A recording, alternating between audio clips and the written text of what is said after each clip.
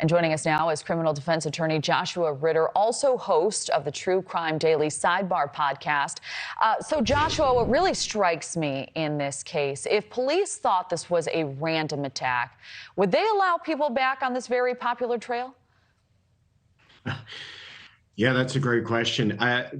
Maybe they would if they felt that they already had somebody that they were looking at. And that doesn't necessarily outrule the idea that it is random. It's just that they might have a suspect. But I agree with you. If they don't believe that they have somebody in custody yet, you would think they would be expressing a little more caution. Now, they have told people to not follow their same pattern, which is a little disturbing if you're a resident of that area.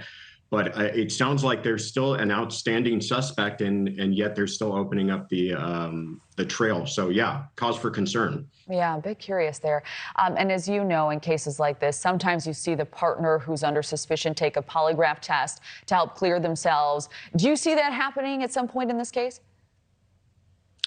It really depends on if law enforcement asks him to. It sounds like he's already willing to kind of profess his innocence. It's a little curious that he felt that he had to make that statement so early. Perhaps, you know, with the modern day social media searches and internet, people are already starting to pile up on him online. So maybe he felt like he needed to address that. But if they feel like they want to rule him out as a suspect, they may ask him to go ahead and do that. Now, he may decline, and it may be for very innocent reasons, and it's going to be interesting to see how folks respond to that.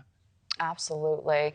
And the two had announced their relationship on Facebook just last week. The Monpont Trail, where Morin is missing, is located near the center of Bel Air, nearly 50 miles northeast of Baltimore.